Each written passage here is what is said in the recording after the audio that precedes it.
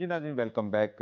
नाज़रीन, पाकिस्तान में एक दफ़ा फिर शदीद मौसमी हालात की लपेट में है। महकमा मौसमियात के मुताबिक मुल्क के मैदानी इलाकों में आइंदा 4 रोज़ तक शदीद गर्मी के लपेट में रहेंगे। ख़ास तौर पर खैबर पख्तूनख्वा की में गर्मी की शिद्दत जो है बहुत उसमें ख़तरनाक इजाफा हो सकता है, जिस पर PDMA ने अलर्ट जारी कर दिया है। गर्मी की ये लहर महज एक वक्ती मौसमी रुझानात में से नहीं है, बल्कि मौलियाती तब्दीलियों का वाज़ेह इशारा है, जिसके असरात हमारे मईशत, ज़राअत, इंसानी सेहत पर बरह रास्त मुरतब हो रहे हैं। क्या पानी की किल्लत, ग्लेशियर का पिघलना, ज़री दबाव मुस्तकबिल में तनाज़ात को जन्म दे सकता है? इसी हवाले से तफसीली बातचीत करेंगे। मुझे प्रोग्राम में ज्वाइन कर रहे हैं ज़िले हुमा, आप माहिर मौसमियाती तब्दीली हैं, जिन्होंने मौसमियाती रुझानात, हीट वेव और इनके समाजी इक़्तिसादी असरात पर गहरा मुताला किया है। ज़िले हुमा, प्रोग्राम में खुशामदीद। जी, बहुत शुक्रिया आपको मुझे इस बहुत जी अहम मौजू पे अपने प्रोग्राम में बुलाने के लिए। जी। अच्छा ज़िले हुमा, आप क्या समझते हैं कि मौजूदा ये जो मौसमियाती तब्दीली है या ये रूटीन का है, इस तरह हीट वेव का आना, ये कितना ख़तरनाक है और इसके पीछे मुहर्रकात क्या हो सकते हैं? जी, जिस तरह हम देखते हैं कि हीट वेव का कल ही एक एडवाइजरी जारी हो गई है, लेकिन हमें इसके साथ-साथ ये भी देखना है कि अब हीट वेव या मौसमियाती तब्दीली जो है, एक इसका बहुत एक अरसा लगा इस मौजूदा पोज़ीशन तक आने के लिए कि जो इसकी एक्सट्रीम इवेंट्स हैं जी क्लाइमेट चेंज के, वो अब इस हद तक पहुँच गए हैं कि जिससे हर आदमी अब मुतासिर हो रहा है और हर इलाका, हर मुल्क जो है उससे मुतासिर हो रहा है। अब उसमें एक तो बहुत सारे इसकी वजूहात हैं, मतलब आप जो आपका अनसस्टेनेबल पैटर्न है, डेवलपमेंट प्रोसेस है, उसमें एक तो वो शामिल है जो डेवलप कंट्रीज ने किया और जिसके असरात जो है अब डेवलपिंग और अंडर डेवलप कंट्रीज ज़्यादा देख रहे हैं। तो सही। उसमें फिर जो हमारे इंटरनल सिचुएशन है उसमें ज़ाहिर है कि हमने भी उसका टाइमली उसको क्लाइमेट चेंज की मिटिगेशन और अडेप्टेशन के लिए ज़्यादा इक़दामात ना किए, जिसकी वजह से अब जो है हमें उसके बहुत ज़्यादा असरात दिखने पड़ रहे हैं और सही। जिनमें से हीट वेव अब एक है। अब सही। इसका जो है असरात तो ज़ाहिर है हम देख रहे हैं, कभी फ्लड्स आ जाते हैं, कभी हीट वेव आ जाते हैं, हीट वेव आ जाती है, ग्लेशियर मेल्ट हो रहे हैं और उसके ज़ाहिर है हमारे ऊपर ना सिर्फ हमारी इकॉनमी पे असरात हैं, हमारी एग्रीकल्चर पे हैं, उससे हमारी सेहत पे असरात है और जिससे हमारी रोज़मर्रा की ज़िंदगी भी मुतासर होती है।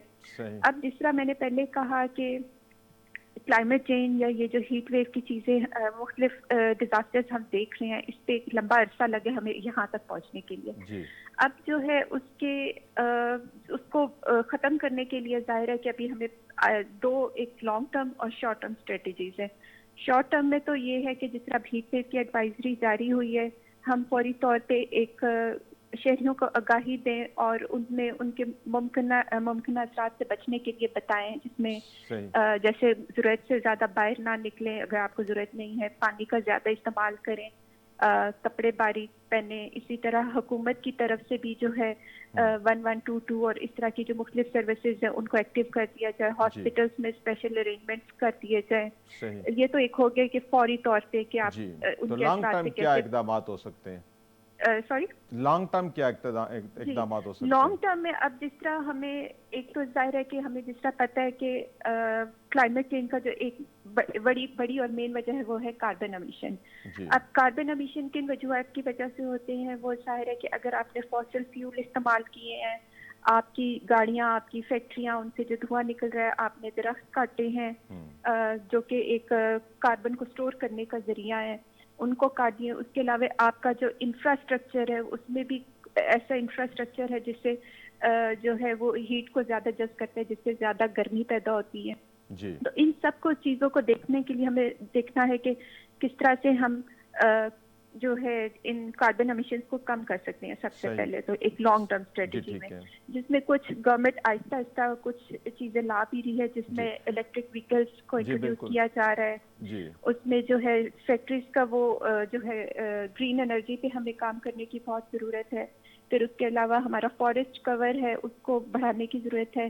फिर सही। आपका इंफ्रास्ट्रक्चर जो है ऐसा होना चाहिए, क्योंकि अब बाकी ममालिक तो बहुत सारे ऐसे इक़दाम कर रहे हैं जिसमें आपका इंफ्रास्ट्रक्चर ग्रीन है। जी अभी बिल्कुल। रिसेंटली पंजाब गवर्नमेंट ने ग्रे और ग्रीन एरिया भी वो दिमाग किए हैं कि आप किन जगहों पे जो है इंफ्रास्ट्रक्चर के लिए यूज कर सकते हैं, जी। कौन से आपके ग्रीन एरियाज रहेंगे, जो कि एक अच्छा इकदाम है।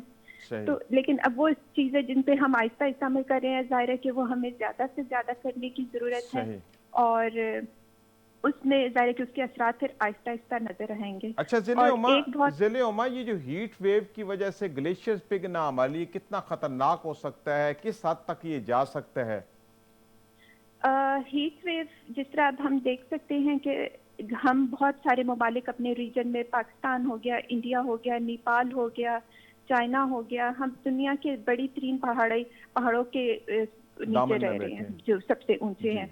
अब जिस तरह मिनिस्ट्री ऑफ क्लाइमेट चेंज की एक रिपोर्ट है, उसमें उन्होंने ये बताया है कि सिर्फ पाकिस्तान में 3000 ग्लेशियर लेक्स बन चुकी हैं, जी बिल्कुल। जो कि एक बहुत खतरनाक वो है।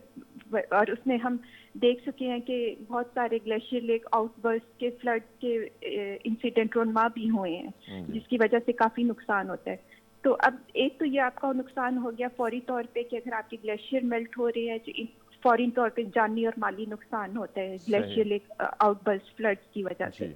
दूसरा ये है कि आपके ग्लेशियर मेल्ट हो रहे हैं, अगर आपके पास इंफ्रास्ट्रक्चर या डैम नहीं है जिनमें आप पानी को स्टोर कर सकें, तो जी। आहिस्ता आहिस्ता आपकी पानी की कमी की वजह ही एक ये भी है सही। दूसरी। और उसके अलावा जो है ग्लेशियर मेल्ट हो रही है, उसके बाद आपके उसकी वजह से जो है फ्लड्स भी आते हैं, और फ्लड से जो एक नुकसान होता है उसका ज़ाहिर हम 2021 में देख चुके हैं कि एक सही। तकरीबन $30 बिलियन का नुकसान नुकसान हो पाकिस्तान को चुका है। हुआ था। अच्छा ज़िले उमा, ये बताएं कि प्लांटेशन कितनी मौसर हो सकती है इस क्लाइमेट चेंज को रोकने के लिए, इसकी इंटेंसिटी को कम करने के लिए? मेरे ख्याल में प्लांटेशन तो एक ऐसी चीज़ है कि एक आसान हल है।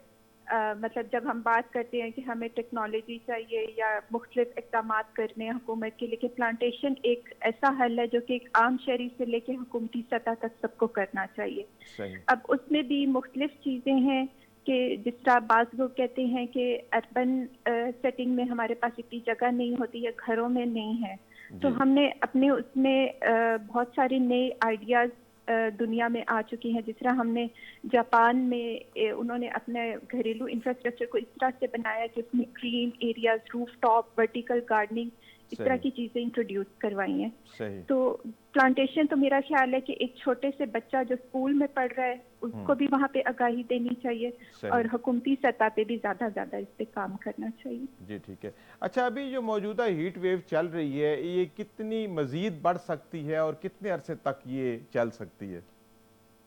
हीट वेव जिस तरह आप देखें कि आहिस्ता आहिस्ता मतलब एक जो मौसमियाती तब्दीली का एक बड़े असरात है, नेगेटिव इम्पैक्ट है, उसमें एक तो ये है कि हमारे गर्मियों के मौसम की ड्यूरेशन लंबी हो रही है और सर्दियों का जो है वो कम हो रहा है। और जी। दोनों सर्दी हो या गर्मी हो, इतनी एक्सट्रीम पे होती है या इतनी अनप्रिडिक्टेबल होती है कि उसमें आपके जो है बहुत सारी चीज़ों को नुकसान पहुंचता है।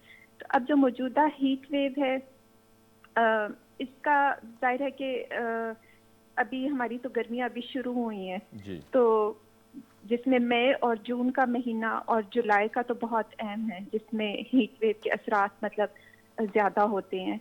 और हम पहले भी देख चुके हैं कि 2024 में और पहले जो है जनूबी एशिया में सबसे ज़्यादा हीट वेव आई थी, सही। और गर्म तरीन मौसम और गर्म तरीन दिन भी बताए गए थे।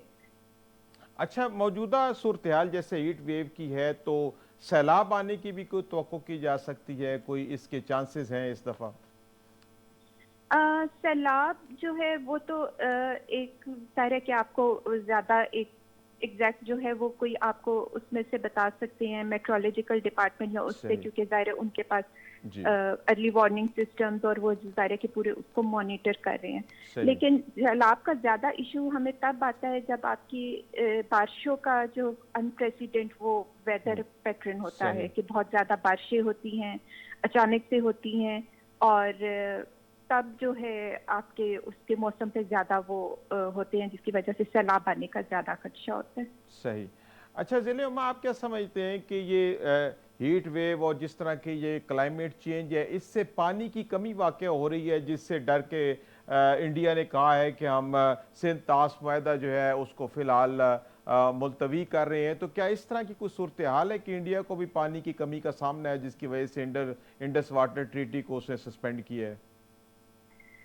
देखिए, मेरे ख्याल में तो पानी की कमी एक ऐसा मामला है जो कि हर जगह हमें फेस करना पड़े।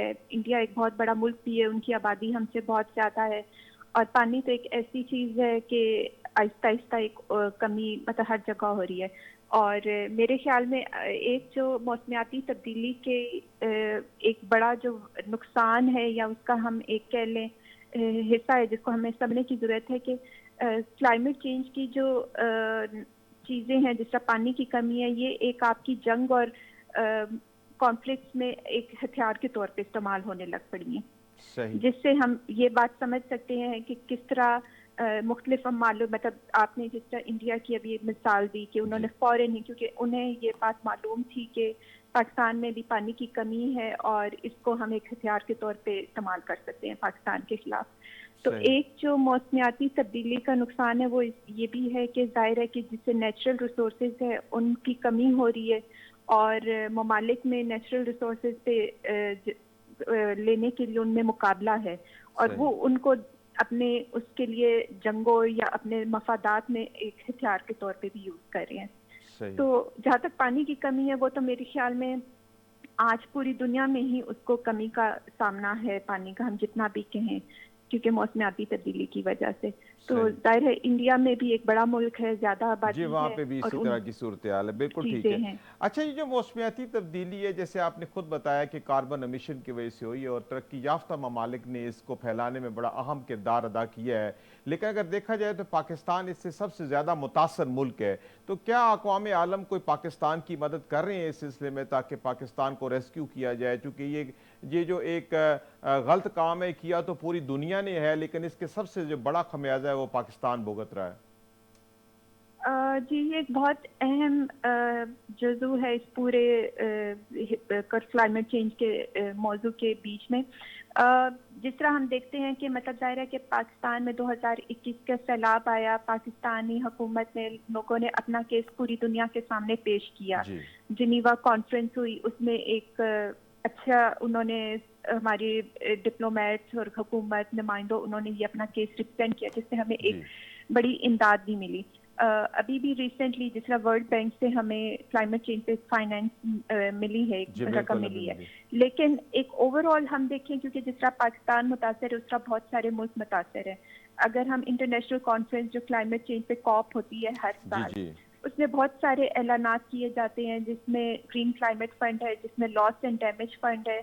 बहुत सारे लॉस एंड डैमेज फंड में तो बताया ही गया है कि जो ममालिक ज़्यादा मुतासर है हम्म। उनको कंपनसेट करने के लिए उस फंड में से हिस्सा दिया जाएगा। सही। लेकिन एक वो चीज़ तो बना दी गई, लेकिन जो उसमें पैसे चाहिए अभी तक वो उस टारगेट को हम नहीं पहुंच सके, मतलब सही। दुनिया में। तो सही। वो एक अमली तौर पे और कहने में डायरेक्ट उसमें भी फ़र्क है।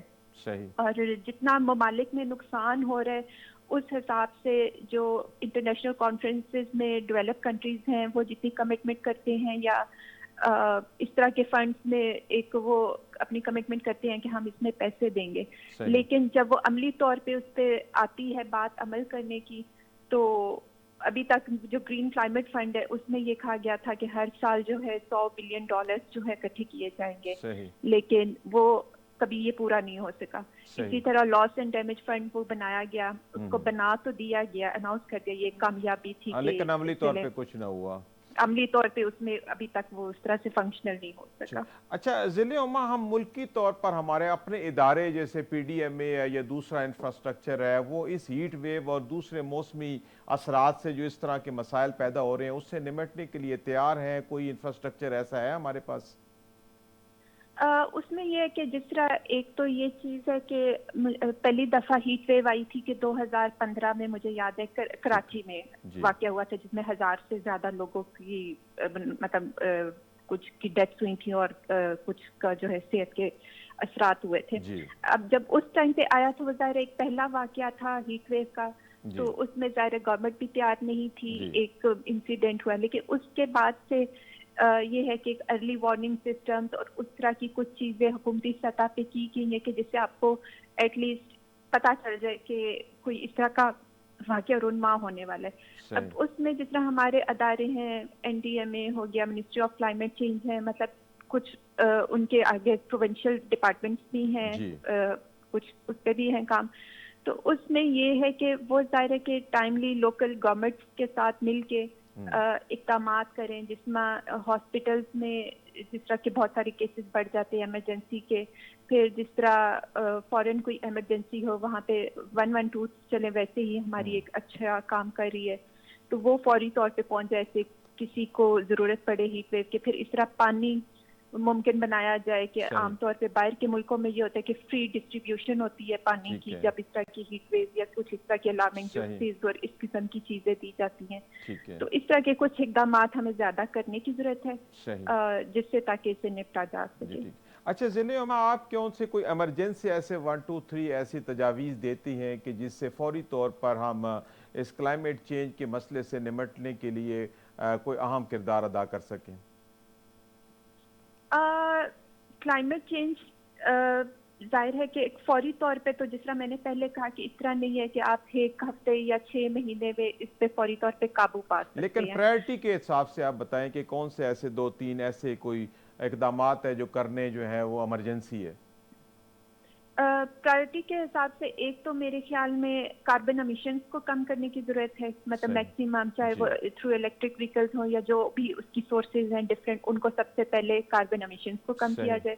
सही। दूसरा, एक अवामी आगाही की बहुत ज़रूरत है, ठीक है। क्योंकि जब तक एक आम, क्योंकि ज़ाहिर है कि क्लाइमेट चेंज से निपटना हुकूमत का तो काम है ही, लेकिन एक आम इंसान या जो है हम सब का वो हिस्सा, हम सब की जिम्मेदारी है।